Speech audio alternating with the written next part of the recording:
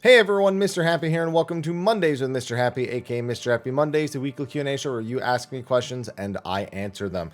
Managed to ease into doing a few videos this week, a few things that I have been putting off, but I'm still trying to take it slow. I do plan on making a standalone video about what's been going on with me, something that has been persistently kind of on my mind since the end of July. I do want to give a quick TLDR here though, because, well, I use these weekly Q&As to connect with people who are very frequent on my channel, people who do not just watch the Final Fantasy XIV videos or any particular topic that comes out. Obviously, if you're clicking on this, then you just enjoy the channel overall.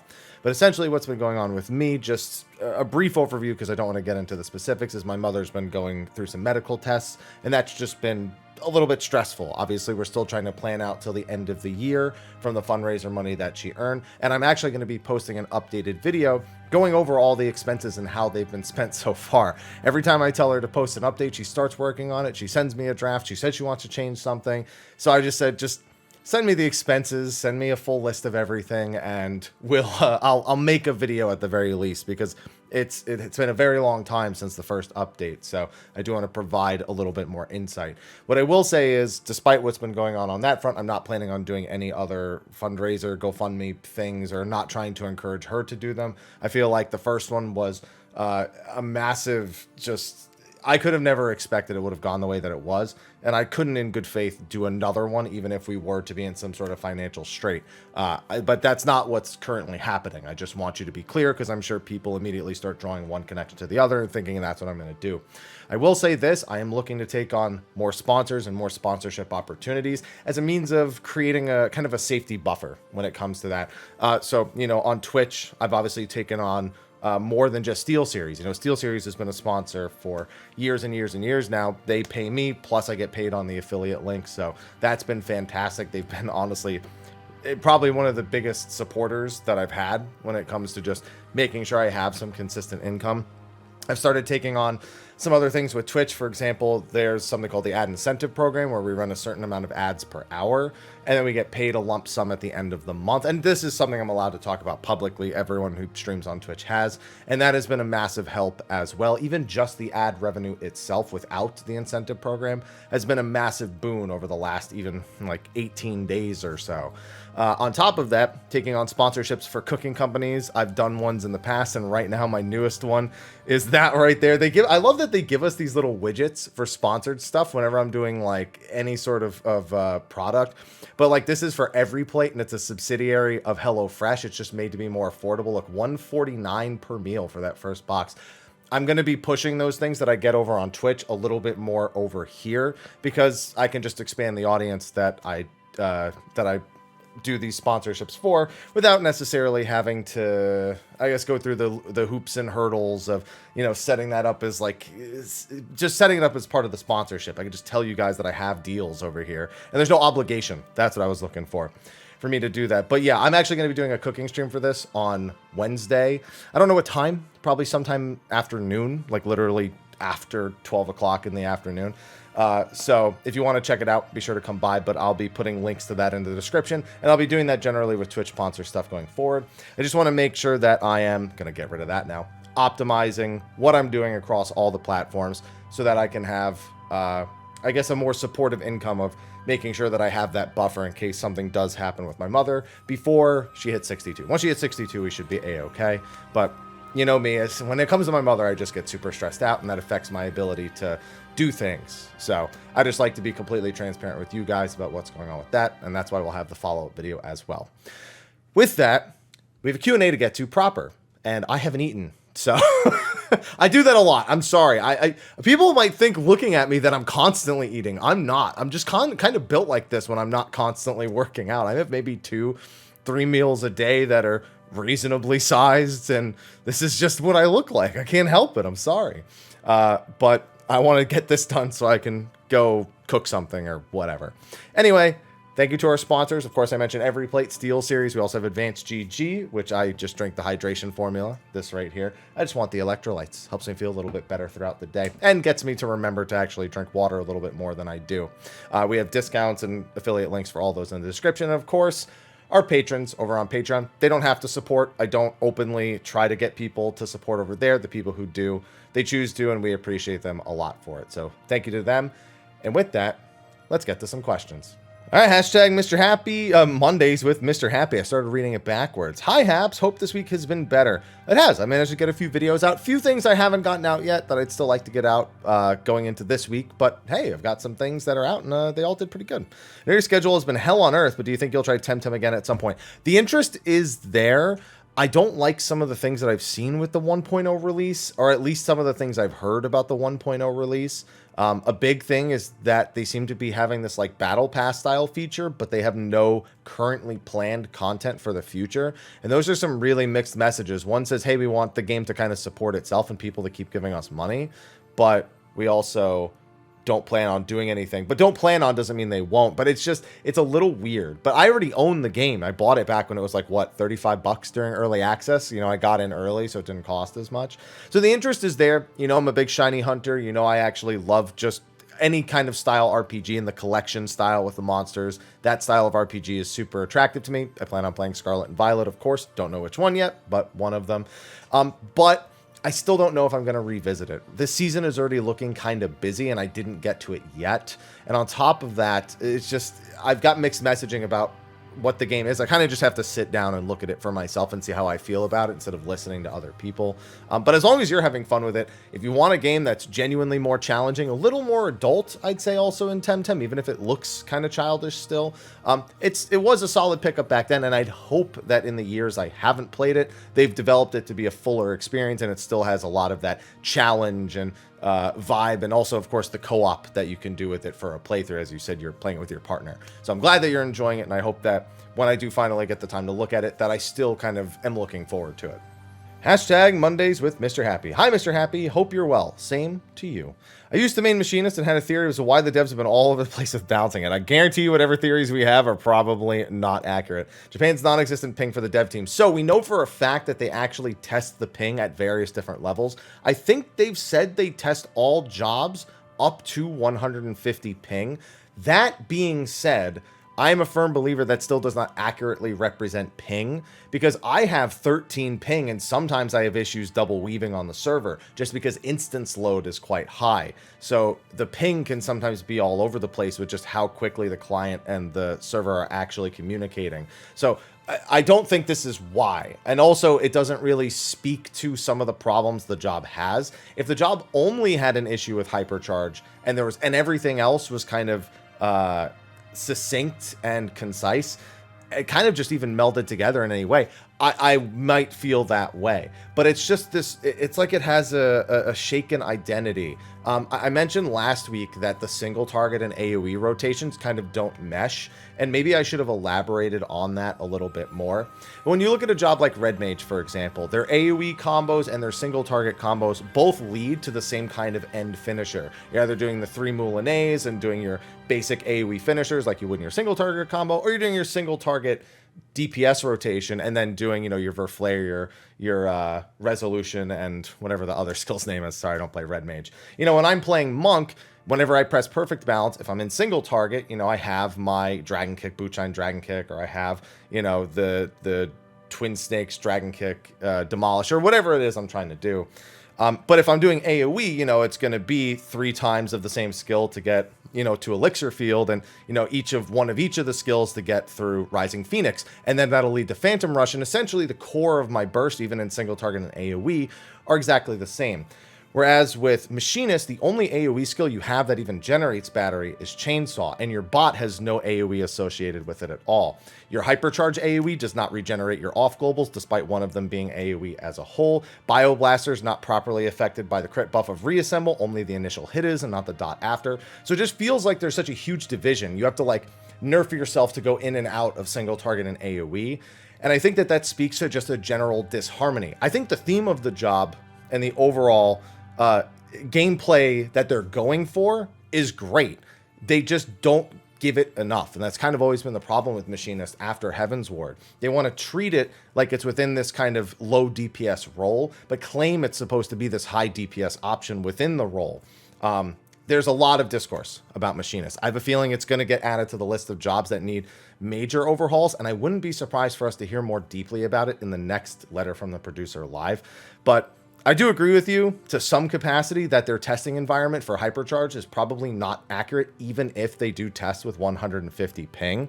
But I don't think that's the only reason why they're having issues. I think there's something else happening with that job and whoever's in charge of it, where there's just a disconnect between how the player base kind of wants it to feel and work with itself and its own skills to work together versus what the dev team wants to do with it. And I don't know what that is or how that can be better communicated, because I feel like it's been a pretty loud communication for quite some time.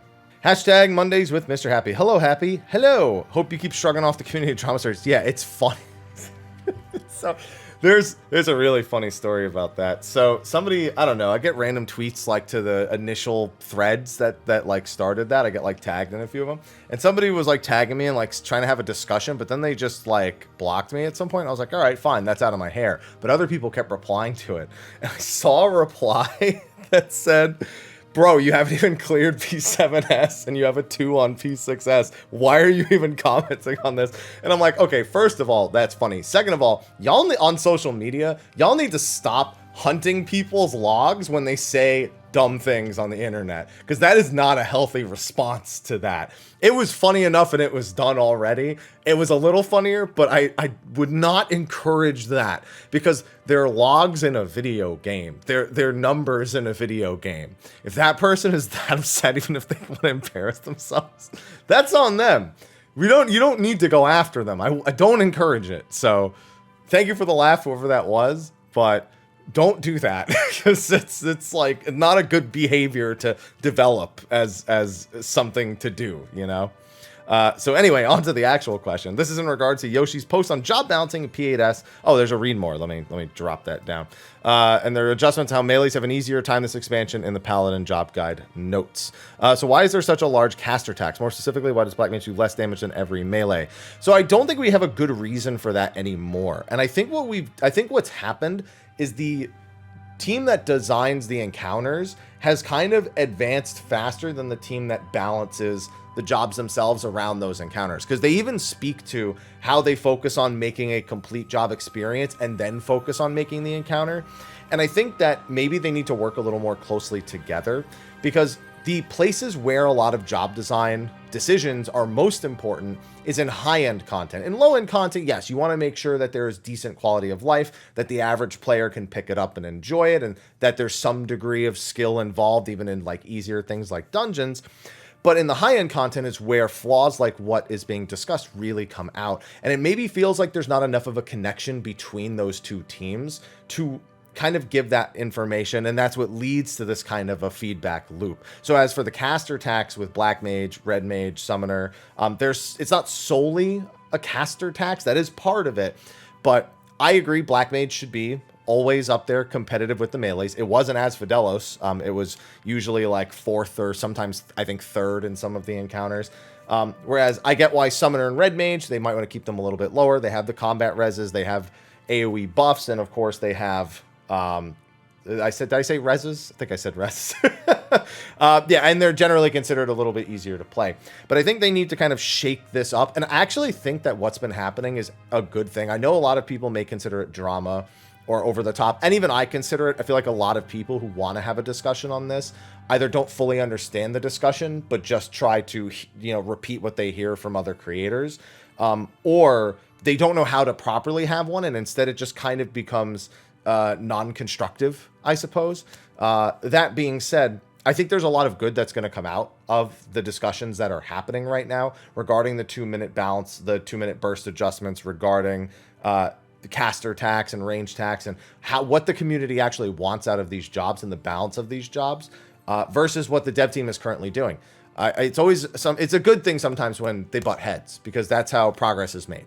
So I do think they need to reevaluate what things like the caster tax, what thing like the rotation tax are, the physical range tax, the uptime tax, because it barely exists anymore thanks to the size of the melee hitboxes, and consider if they want to maybe lean back into forcing melee to really work for those extra GCDs, and then they can balance everything and it's a little bit more closer to what we used to have, which made sense back then. or if they want to adjust how they think about casters and Fizz range now that melee are getting uptime much more easily, which allows them to kind of just exceed the other roles far more than they have in the past. I'm curious to see what the outcome will be, but I don't think we need things like caster tax or physical range tax anymore, and those need to be reevaluated. Hashtag Mondays with Mr. Happy. Hey, Haps. Hi. Remember you saying your girlfriend bought you a Herman Miller chair? That she did. I'm sitting in it. It's completely blocked by this, but you can kind of see the top of it right here. Which one did she get and how's it been treating you? She got me the Aeron. And keep in mind, this was before they had like gamer brand Herman Millers. I don't even really know if that ended up continuing to be a thing. It's held up well. The only thing that's kind of chipped away, and it's more on me than anything else, one of the armrests, the outer layer, I don't know if it's leather or whatever it is, peeled away a little bit. Some of that's on me because I actually like dig at things. That's like one of my nervous ticks. You might see me doing this occasionally or that, or even just like scratching. That's like a nervous tick for me. I just like scratching things. I am sometimes a nail biter as well. And so when like something peels away and there's like that tiny little hole that just kind of, you feel it on your hand, I pick at it. So I made it larger than it needs to be, and that's only with my right hand because I'm right-handed. My left hand one is perfectly fine. So it really goes to show how frequently I actually do the nervous tick. Everything else on the chair is fantastic. It doesn't stink or smell despite incredibly hot, sweaty summers. It does feel really good to sit on. It has helped my posture. I don't have back pains or anything like I have with old chairs. And it's been great. So other than that one little bit. Oh, and another thing, that because it's made of this like mesh material, the peeling thing that happens on the arm, that has happened on the armrest, old chairs I've had, the ones that are like the traditional gamer chairs, the whole thing falls apart eventually and peels, even if I don't do anything, just from wear and tear. And then my animals, my cats, end up wanting to, claw at it and chip at it. They don't want to do that with this one. So it's also a little bit more pet proof than my old chairs as well. If you can afford it, I highly recommend a Herman Miller, specifically the Aeron chair. And that's not sponsored because they don't pay me. But if you would like to pay me Herman Miller, please write down my email and send me a check. Hashtag Mondays with Mr. Happy. Hello, Mr. Happy. Hello. I'm a long-time viewer, but a first-time asker. Well, welcome. I saw you were playing Monk this tier and was looking to finally picking it up after the Endwalker rework. I was looking at the balance for openers and the rotation, but there's so many variations on the opener, I got a bit overwhelmed. That being said, I would really appreciate your insight on what you would like to default to in a prog setting and what factors you consider. So if you just want to play the job, you don't want to be like a min-max or anything, and quite frankly with Monk, I don't blame you. Some of the min-max stuff on Monk in particular is ridiculous. Like, did you know that the absolute best in slot gear and GCD, 1.94 GCD, requires you to play the game at 30 frames per second because you are trying to trick the client to server communications because of the way that buffs end up falling off client side, and if you skip a few frames, you can extend it by even just that tiny bit that lets you get that last year. Yeah, don't do that. I don't do that. 1.93 is my recommended GCD to go through. It's comfortable, and you don't have to do any fancy stuff like that. For openers, I just say do Brain Dead, Lunar Solar. There are times where Solar is good to have in your back pocket. It especially comes down to how long the fight is. I'll give you a great example. In P8S Phase 1, I guess technically in Phase 2 also, if you were to do Solar, you would lose one use of Phantom Rush across the entire fight, because of the encounter timer. If you're doing it at 1, 3, 5, 7, you're only doing it with your 1 minutes, but you are doing it the 4 times. Whereas with Solar, you'll do it at 2, 4, and 6. And I think, depends, actually, maybe you can get it at 8, 1, 3, 5, 7. Maybe, no, actually, wait, with 2, 4, 6. No, I think it depends on the kill speed. I think that was what I determined after we would have enough gear, it wouldn't be worth doing Solar. But I said that doing Solar in prog would be better. I remember having a whole discussion about this with another monk, because I've just been doing Lunar Solar, and then I did some Solar, and then also we had to learn how to do the quick burst openers, but that's something that if you can optimize on is best to do on any job, where I had to like go into my PB in like the 3rd GCD instead of going to the 4th and then entering it to going on the 5th. It was all sorts of weird things I had to do for the way we were timing our buffs in Phase 1. But yeah, that's generally the science behind it. It's that Solar is a very minor gain over Lunar Solar, but if a fight time would optimize that, like if you could end on a huge PB 2 minute, it ends up being a lot better than ending on the non-PB'd, the non-Phantom Rushed 2 minutes. So it's a lot of little things, but if you just do Brain Dead, Lunar Solar, you'll be fine. The difference between the two is nominal, and it's really just for min-maxers. So that's my recommendation. Learn Lunar Solar if you want to. Learn Solar and do the 1.93 bis. Hashtag Mr. Happy Mondays. Hi, Haps. Look at this. It's so small. It just skips through the whole thing. Unless I got to, like, grab the end over here and focus it like this. Hashtag Mr. Happy Mondays. Hi, Haps. Hope you and your family are well. Thank you. Now you've rated for a bit this expansion. Yeah, a little bit. Tiny bit. A little bit.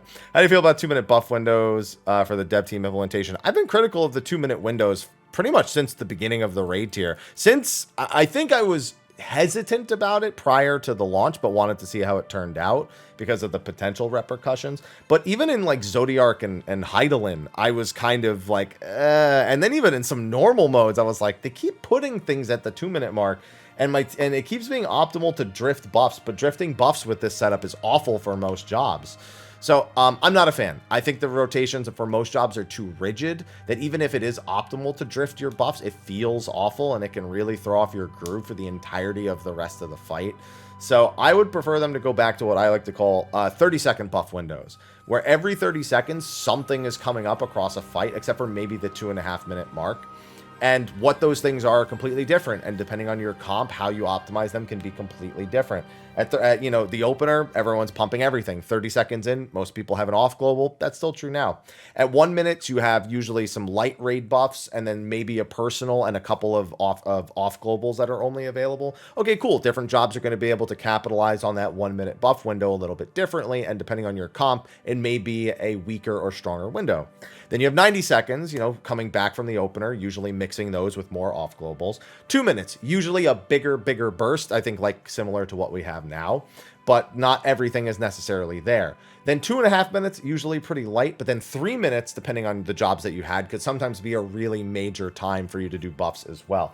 But the fact that it was different with every comp, I understand why they wanted to get away from that in terms of balancing, but I felt like it made it so that if you needed to make adjustments, it was easier. Wait for the next 30-second window and then try to kind of fall back in line with everything that you're doing.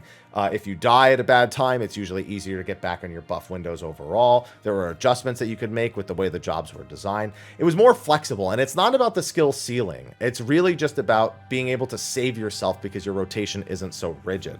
And I think they lost that when they moved into the 2-minute window. Now, there are other implications, of course, that the community has been discussing, ones I've also expressed concern with in regard to the power behind those 2-minute windows and how they interact with encounters and how important they can be and how much kind of the success of an encounter can lean on those 2 minutes more than they probably should.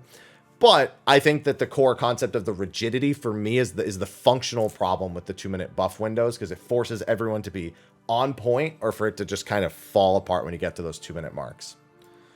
Well, there's where's the hashtag? I saw there was a hashtag. I started reading it, realized the hashtag was at the end of the first sentence. Hello, Haps, and hope you're having a better week than I am. Machinist Fane here. It's not about week then, it's about life. As far as Mr. Daddy Mondays, don't do that. As for my question, is there any particular ingredient you particularly like?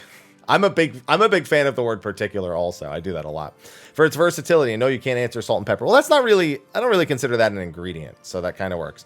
Okay, so I wanted to see if the rest of what you were asking was the same. No, second question. There's a few things. It really does depend, because like usually a starch is something that's incredibly versatile. Rice is definitely a go-to as a big one, especially with the number of different types of rice that you can make. So that's probably my go-to answer. But because when it comes to proteins, I mean, you can do 1,000,001 things. They're all hyper versatile. So to say that I prefer one over the other for versatility would be, I guess, not great. If I made my own pasta, it would probably be that, because you can essentially take the same similar-ish dough and do like 1,000,000 different things with it. But that requires you to, just be willing to actually do those things. Otherwise, you just buy the dried pastas at the store and, boil them for a few minutes and then make whatever you were going to make. You want to make spaghetti bolognese, you want to make, baked ziti with some cheese on top, make like a 2-pound tray of baked ziti. It all comes down to, I'm going to mix pasta with meat that's been broken up, tomatoes, some cheese, and I'm Italian. There you go. So some garlic in there, some thyme, and yeah, it's in, and you're done. But for one ingredient, it's got to be a starch, and I think it has to be rice. For a second question, if that's all right. Sure, I'm already here. Ever considered giving the games like Yakuza like a dragon try? Yeah, I have, but when I watch other people play it and then I see it played, I don't want to play it anymore because I've seen it now. I understand why some companies are afraid to let people stream entire games, because of people like me who see the game and then go, oh, I don't need to buy it now. But for me, that's also just because I have so many games that I probably wasn't going to buy it anyway. And that's in Yakuza kind of falls on that thing. I'm not in love with it. I maybe I would be if I played it, but I've seen it played. I've seen all of them played before I ever get the chance to play them. And then I go, all right, that was really funny. But now I don't need to play it. That's the only reason I haven't played it, really. Hashtag Mondays with Mr. Happy. Hi. Hello. Hi. I have a gear question. Sure. Are you still enjoying your SS? No. Oh, I thought you meant like 14 gear. Yeah, so this SteelSeries Nova Pro headset. This is the wired one. I see that was your next question. Picked up the wireless based on your initial review. Was wondering your thoughts months later. Yeah, so I never got my wireless one because they were so backstocked when they sent me this one instead of the wireless one that I have not gotten it yet. I actually need to bug them because I love this headset, but I'm not a fan of wired headsets. And I need to poke them for a wireless one because I did say, hey, when you get stock, can I get a wireless one? And then I haven't gotten it yet. So I really need to push them for that. I love it, though. But the SteelSeries headsets, they're all reliable and they're all functional. They all have like these minor differences. I always just recommend people to purchase the ones that are within their range unless they're looking for a specific function. Like I know some console players that really like the Arctis 3 Bluetooth with the dual audio. They'll usually like plug it into the actual PlayStation and then they'll use the Bluetooth to connect to their phone or something for Discord. Whereas like with this, you know, I really just use the dual audio channels and customize the Sonar app to just make sure that my volume is balanced. I'm not an audiophile, so I don't like mess around with the bass or the high notes or the it's just anything like that. I just don't mess with those settings very often. I just make sure it sounds good. But I mean, I love it. I love all their headsets though, so it's hard for me to give this one a raving review when they've all treated me super well. The only ones I don't think I've actually tried is the Arctis like 1. Maybe no, I've tried the 9 as well. So yeah, I've tried the 3, the 5, the 7, the 9, the old Arctis headsets, and now the Nova, and they've all been good. So it's like I just recommend whichever one you like best. And if you're enjoying the wireless one, I'm glad you're enjoying the wireless one. I wish to be enjoying the wireless one soon instead of the wired one, especially because I do this thing where I leave the one ear out, and this is the one that has the thing, so it's like even weirder for me. But you know, if you're someone who's normal and doesn't, you know, hate having this thing on your shoulder right here, then you'll probably enjoy it just fine. And I'm glad you're enjoying the wireless one. Hashtag Mr. Happy Mondays. Hey, yo, hi. Being you, a person who likes doing content as soon as it gets out, completely blind, don't you wish more people would do it even after week 1? No. So here, I don't, and I'll read the rest, but I'll say right now, I don't, because if people want to do that, I don't think it's reasonable to expect strangers to want to do that. And there are people out there who for weeks and weeks and weeks stay completely blind to mechanics because they want to experience it themselves, do it themselves, learn it themselves. But I would not expect that of the average player. Like if I go into the PF and it says fresh prog, I don't expect people to want to do it blind. If they say blind prog only, don't spoil mechanics or something, everyone who joins that, I fully expect to conform to that rule. Or if they have broken that rule and they know ahead of time, to not try to direct people on what to do. Just kind of play dumb and let them do what they're going to do. At the very most, maybe you try to like duck over and stand on like a spot on the side if you know something's going to go sideways without making recommendations. So I just say no because I would never want to force how I want to play the game on other people, even if I think it's a more enjoyable way to play. I just not how I think, I suppose. I like how I said I was going to read the rest of that, and I did read it after the question, after I'd finished answering, and I was going to then continue answering until I realized I had essentially answered the second part of what... So I did finish reading it. I didn't read it out loud, but I did finish reading it, and it didn't really change my response, I suppose. Hashtag Mondays with Mr. Happy. Hey, Mr. Happy. Hope you're doing well. Same to you. I've been a summoner main since Stormblood. I've always loved the thematics of it. I really enjoy the changes they made in Endwalker, but I wish it was a bit more complex like previous versions. If you have any ideas how they could update it to give it some complexity back? I mean, you just, honestly, complexity ends up just coming down to the way things interact. Like if Ifrit phase requires or Garuda phase requires you to like maintain like a 1-minute dot, or, you know, Titan phase builds up stacks that can be spent in Ifrit phase or whatnot, and then you kind of have to, then you're forced to kind of consider the order of things. But you have to be careful because adding more complex interactions can also force you to have to play the job in a very particular way. One of the benefits to the way it is now is that it's so simple that if you need to move the Ifrit phase, you can. It's unquestionably something you can do super easily. So if you want to add those types of complexities, they need to be within each of the primals themselves. And that just ends up being adding more buttons, which isn't the worst thing, but it's also not the most exciting answer for me to give. So just making it so it's not only 2 buttons for each and every one of the primals, and that there's something additional like bringing ether flow down to 20 seconds or energy drain to interact with something from one of the enemies, or ruin 4 to maybe consider being used because it has an interaction with something else. I mean, you just have to create interactions is all it really comes down to, but you have to do that very, very carefully, or you risk just making it not more complex, but just very rigid. All right, hashtag Mondays with Mr. Happy. Hello, good sir. Hello. And a good hello to the true stars of the Mr. Happy channel, Aloha and Ivy. She's actually in this tower right here, but she's asleep. So thank goodness she's leaving me alone for the time being, because she has been a monster as of late. Quick 3-part 14 music questions. Well, I'm not really a music expert, but I'll do my best. What is your favorite song to have playing in the background? I always just listen to the in-game music. If I'm not listening to in-game music, I'm listening to just my own music, like house music or something like that. 2, what song upon starting to play will give you a cat head jam bang like 90% of the game? How do you expect me to narrow that down? That's like every song in the game that goes to a boss, except for like 2.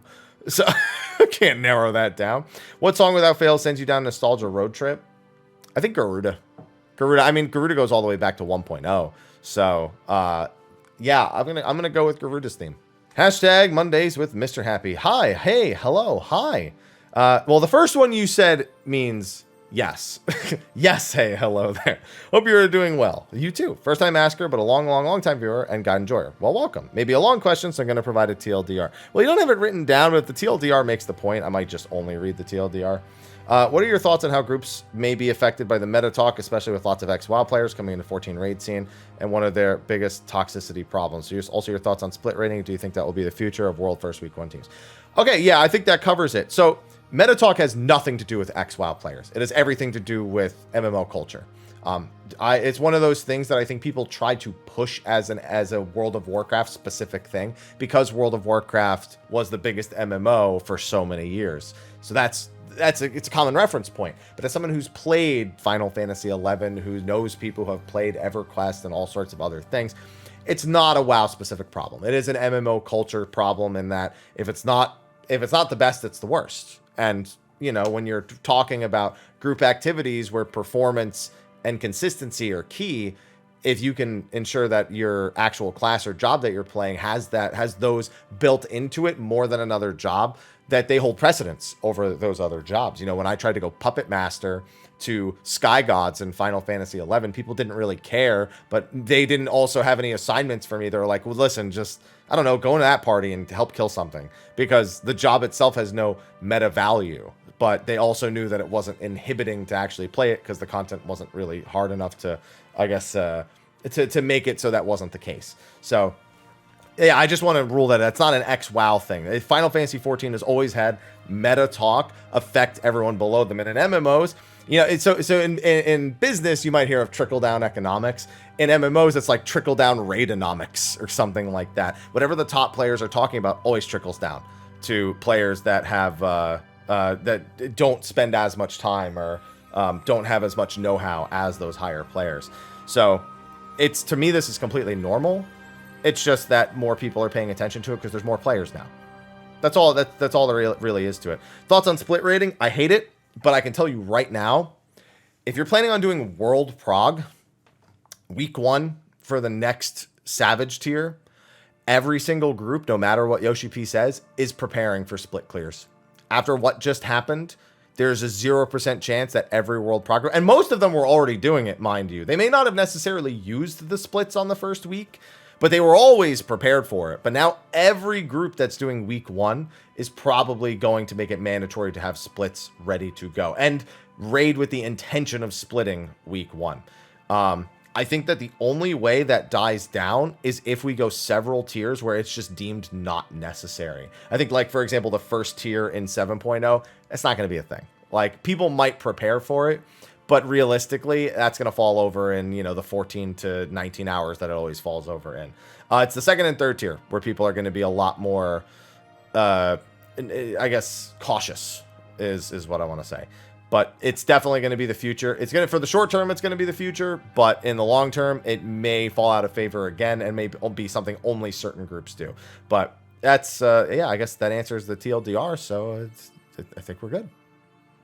So there was another question about SteelSeries stuff about the sonar program. I kind of commented on it earlier, how I'm not a big audiophile, but so I do very light messing around with those settings. So I didn't really feel like I had anything more to contribute to that. So just letting that person know that that's why your question hasn't shown up here. Hashtag Mr. Happy Mondays. Hey, Cat Dad and Cat Fam. Hello. Oh my goodness, so much text. Hoping you have a less cursed next prog. You and me both. Gotta say, I've become more and more curious as to what other antics your cats get up to. It's not even a lot of antics. It's the same antics over and over again. The hairball vomit story especially elicited this through the state of the realm. They're very much like visiting you during work. They sometimes visit during hard. Oh, they're always here. Ivy practically sits. I have like you can see right here. I have like a cat tower that I'm tapping on behind the question thing. Ivy jumps up here and sits here and claws at my arm. She's also gotten doubly as brave. She just walks onto my chair and just walks onto my lap now because it's easy access. She never used to do that. But she's always like grabbing onto my arm and swiping at it. I'm always afraid of elbowing her in the face whenever I like swing my arms like that. So she's always present. And Aloha is just loud and vocal all the time. He'll go in the other room and be like, ow, wow, wow, over and over again. Like even if he's got food, even if I've played with him, if I've given him attention, it doesn't matter. He just when he wants something, he just goes to a room and just does that. And most of the time, all he wants is for us to be in the same room as him. He doesn't want to come into the rooms we're in. He wants us to go to the room that he is in because that's the room he wants to be in at the moment. Ivy, on the other hand, just follows me everywhere and I can't escape her. So I don't try to separate from them. And even if I give them towers and scratching posts, and sometimes I hang toys from like really high locations, so they're just kind of distracted by them. I have a USB laser pointer. I've got dry treats. I've got bird toys. I've got everything under the sun. It doesn't change the fact that they know I'm a person and those are inanimate objects, and that when they want something, they got to come to me. So they're always disturbing me. They're always getting in the way of what I'm doing. And it's why I should really make content with them. So that way I at least get paid for the pain and suffering they inflict. I've got scars all over my legs. I've got scars on my arms. They're killing me. They're prepping me. They're going to put me in the oven and they're going to cook me medium rare and eat me one day. And you'll never hear from me again. It's going to happen. And I've accepted that at this point, but I should at least make some money before that happens because that way I can leave something to somebody because I don't have children. So it's Mel can get it. They might do it to her too. Who even knows? So that's, yeah, that's my cat life. Anyway, hashtag Mondays with Mr. Happy. Hola, Haps. Hi. Am I the only one waiting for gold saucer weapon claims for new jobs? Have they said anything about that? Cheers. I don't know. I feel like they always say they're going to add new stuff to the gold saucer, and it's just a matter of what. So that in particular, though, no, I don't think they've said anything. I don't think. Hashtag Mr. Happy Mondays. Hey, Haps. Hope you're doing well. Same to you. Question about targeted mitigation like Feint, Reprisal, and Addle. Can it affect attacks that come out after a delay, such as Conceptual, Terra, and Octa in P8S? If so, would the snapshot on MIT be during the initial cast or when the attack actually goes out? So, this very much depends on the attack. I believe Conceptual, Terra, and Octa in P8S, when they initially cast it, the spell itself hasn't been cast. What it's doing is it's adding an additional effect to the attack that the boss is going to use later, the one with the Phoenix or the Gilgamesh dragon. So on the end of that cast is when the effect is actually sent out. So by mitigating that second cast that causes Octa and Terra and Diaflare to actually go off, that will affect the damage that you are taking. But this is a very case-to-case thing. Sometimes bosses like prep debuffs on players way in advance, and there's not really too much you can do about that. Most people do not try to mitigate the initial cast. They just focus on targeted mitigations on the players, or I'm sorry, non-targeted mitigations like the Fizz ranged AoE or magic barrier or things like that. So because it's a bit ambiguous, I'm sure there's more solid information out there. You really need to research this on a cast-to-cast basis. So I don't want to give you a broad answer. I'll just answer specifically for Terra and Octa. Hashtag Mondays with Mr. Happy. Hello, Happy. Hi. Simple question. Will overmelded crafted gear always be better than normal raid gear, even with better secondary stats? No. If your crafted gear is awful and melding it is just kind of, you're going to pentameld it, whatever. There are times where this is not the case. Now, for tanks and healers, less frequently. It really does depend on the itemization with like tenacity or piety or things like that. But because of the sheer amount of meld you can get, and usually those going towards crit and direct hit, of course being one that you can't actually get on gear, it adds a bit of a variable. For DPS though, if it's like, okay, I'm at the right skill speed, I only need one meld of skill speed to get this, and this crafted piece has way too much skill speed, but this non-crafted raid piece has crit, direct hit. I can throw one skill speed meld on it, and the other one can be the direct hit to tap that off. There's so many more useful stats on that. It puts you at exactly the GCD you want. You don't need to mess around. I'll take that normal raid piece any day. So it does very much depend, but I'd also like to say that even when they are better, the overmelded crafted gear, a lot of the times it is such a minuscule amount that if you are not doing hardcore week 1 prog, you do not need to worry about it.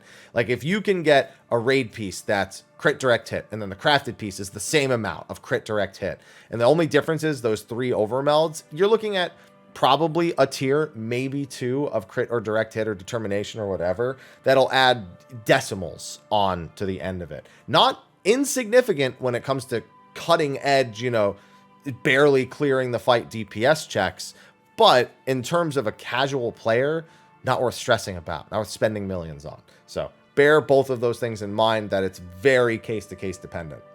Hashtag Mr. Happy Mondays. Konnichiwa, Happy. I want to go back to Japan so bad. Just a quick question. What does the P in Yoshi-P's name stand for? Is it producer? Yes. How did he get that nickname? Because his last name is Yoshida, and he's a producer. It's actually very common. Final Fantasy XI's producer, Matsui, he's called Matsui P. And I think they do that with other producers as well. I don't think they do that with directors, though, interestingly enough. I don't think anyone has ever called him Yoshi D. Yeah, I got the mind of a teenager. What do you know? It's funny to me. Okay. All right, this video actually went on way longer than I thought, which is great. I didn't even realize I had done a 45-minute video at this point, but I'm going to lightning around the rest just because I haven't eaten and my stomach growled in between the questions, and I was reminded that I should check how long I've been doing this. There was a PvP question about Dancer's fountain combo. It doesn't need more range. I don't know. Dancer's doing pretty okay in PvP right now, so my instinct just says no, just giving them that for no particular reason. Would it feel better as a Dancer player? Yeah, sure. But do I think they need it? No, I don't think they necessarily need it right now. Opinion on the current state of Paladin, what changes would you make? I'm not a tank main, so I feel like it's irresponsible for me, but they need to, as a concept, I'm not going to go into like specific changes, but the whole melee caster phase being as rigid as it is, you want to be this exact amount of GCDs and you never want to drift because it just screws over everything. That rigidity, it falls in line with the 2-minute conversation I had earlier. That rigidity needs to go away across the board on all jobs, and Paladin is probably one of the jobs that suffers most from that rigidity. So we know they're reworking it in 6.3. Very curious to see how that actually turns out, because I think that is one of its most major issues. Not just the numbers. I think that's fundamentally an issue with the job. Someone was asking about how dots and mitigation work, that they snapshot based on application. Yes, those things do snapshot based on application. So if you have, for example, 20% damage mit and you get a dot placed on you, then the dot will deal 20% less damage. And that is true of enemies as well. If you try to dot an enemy when it has a damage resistance and then it loses the damage resistance, your dot's going to remain weak. It's not going to start ticking for its normal amounts again. There are some skills that don't work that way in particular, but they're usually not placed buffs like ground effects and whatnot. Those can be affected on a tick-to-tick basis. Things like the Living Shadow and the Queen bots, I believe, are also dynamic. I do not think they are just when they are summoned. I think they dynamically update based on what buffs you have on you. So there are some differences, but for just dots and just mitigations, yeah, they are snapshotted traditionally. I'm sure there are cases where that's not always true, but I couldn't name them off the top of my head. So one of your thoughts are on Machinist in the recent patch. I like the changes that they made to the way Machinist is now, but as I talked about Machinist earlier, they fundamentally need to look at granting the job more overall cohesion. So while that little buff, or while that little change, I guess I should say, I think was a good thing for the way the game is designed now. I think it's a much bigger conversation than just machinists, and it probably needs to be expanded upon a lot more than it was. What is your favorite joke? Myself. So I mean, it's not a bad answer, I suppose, right? There you go. This one's about the Final Fantasy XIV having too many reses, and do I think it's affecting Red Mage balancing? I think it is. They even talked about potentially getting rid of the combat res on Red Mage, and in hindsight, I think they probably should have. I just would like to see less. Here's the thing. It feels amazing when you're the one person with the res, and there's so many people who died, and you saved all of them. It feels great when that happens, but that is not something that should be happening or happens regularly in top-end content, and thus probably shouldn't be a major balancing factor for a job. So I do think that it's caused negative repercussions for jobs that have the combat reses, and that they should probably just do away with it. Another question about Temtem. I think I covered that well enough in the previous answer, so thank you. That a big question about the machinist AoE and single target needing to feel the same. I think I elaborated on that with the Red Mage and the Monk examples I gave earlier, so I think that that's fine. Another Temtem. Wow, a lot of Temtem people. Any chance you get a follow-up? Yeah, maybe. Again, I'm just going to do that. One here says, did you name your animals? No grown man would RP that far. What did I say last week about naming? It's talking about Aloha and Ivy? Wait, do you just have a cat and a dog, and they're named Cat and Dog? Because I've never heard of that before. I think that's something like a psychopath would do. Or somebody who just doesn't love the animal. Get over here, dog. They're like, you're not my dog, you're my wife's dog. I don't know. I had to have commented on something that wasn't just about Aloha and Ivy last week to prompt that, because that's a weird thing to say. And I think that's actually, yeah, that's the last question, actually. That wasn't even a question. That was just a comment. But the question before that, the Temtem follow-up, that was the last question. But yeah, so that's going to cover this week's episode of Mondays with Mr. Happy. So thank you, everyone, for tuning in. Be sure to ask your questions in the comment section of the video below. And keep a lookout. Actually, let me see if my mother has texted me about no, I haven't heard back from her yet. She's probably getting everything together then. I want to make sure I have those proper statements and everything, so that I'm not going to post them. I'm not going to dox us, but I do want to make sure I have more solidified numbers before I make that video. So with that, thanks everyone for watching. I'll see you all in the next episode of the weekly Q&A. And until next time, take care.